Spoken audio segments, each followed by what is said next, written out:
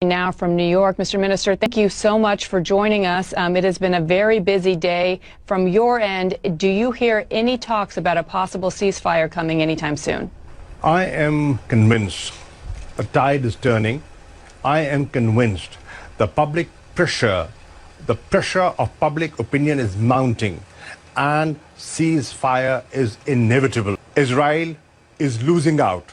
They're losing the media war despite their connections. They are losing the media war. The tide is turning. What are their connections? Deep pockets. What does that mean? Well, they're very influential people. I mean, they control media. I would call that an anti-Semitic remark. Well, you see, the point is they have a lot of influence and they get a lot of coverage. Now, what has balanced that is the citizen journalist who has been reporting, sharing video clips, and that has jolted people, and that has woken up people, and people who are sitting on the fence are today speaking up.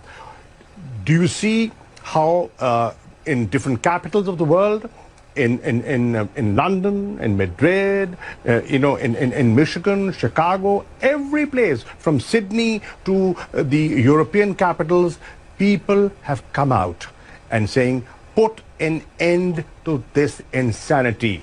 They're calling for an immediate ceasefire.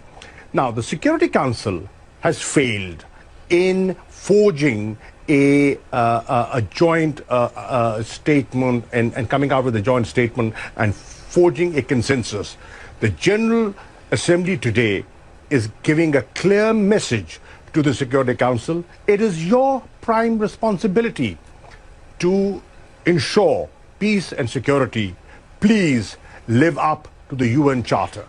But, Mr. Ambassador, can we not separate the fact that there are calls for peace and for equal human rights for both sides, for Palestinians and for Israelis, without anti-Semitic talk and rhetoric? And we are seeing an increase in anti-Semitism throughout the world. Many of these protests are showing signs and images of anti-Semitism as well. Shouldn't you be condemning that? I will not justify any rocket attacks, and I cannot justify and I cannot condone the aerial bombardment that is taking place. But what about anti-Semitism? And what about Hamas's role in stopping the rockets? I am saying when you do not engage, when there are no negotiations, when there is occupation, when there's genocide, when there's war crime, when there's ethnic cleansing, then an extremist element takes advantage of that situation. Avoid it. How do you avoid it? You avoid it by pursuing a two-state solution, by adhering to the Security Council resolutions, respecting them, implementing them, fulfilling the promises that have been made and have been often broken. So, I believe that the answer is Israelis and Palestinians living side by side in peace. And it can only be done through a two-state solution, through negotiations, by cessation of hostilities, and a ceasefire is the first step in that direction. Does that include condemning anti-Semitism and condemning statements? I am not justifying any of that.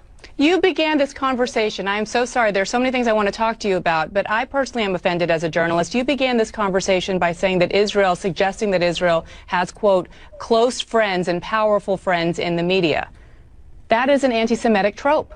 No. What I'm saying is the perception. Look at the perception the world has. You cannot ignore that, ma'am.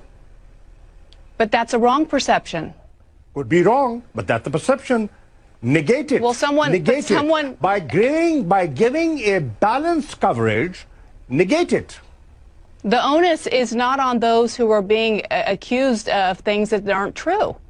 It's on people like you in powerful positions to say that that's wrong. Well, what we are saying, what is wrong, and I'm not shying away from that. What I'm saying is this insanity must come to an end. We must promote dialogue. We must sit and talk, and we must promote peace. Israelis and Palestinians, everybody has a right to live. They have a right to protect their children. Look at what's happening. 230 innocent people have been killed. More than 50,000 people have been displaced. 50 schools have been bombed. Hospitals have been targeted. Red Cross has been targeted. The AP office, media outlets have been targeted. And what they're saying is, okay, if you think there was Hamas presence there, why don't you have an independent investigation? Well, I believe that Israel did provide in some information and shared intelligence with the U.S. But let's go back to the other side, because there are obviously Israeli casualties as well. And I keep bringing this up because if you're going to be an honest broker, then you have to approach something like this objectively. And that doesn't seem to be the place where you're coming from. Well, I am objective, and I would want to be objective. Loss of life, I will not condone. Every life, every human life is important.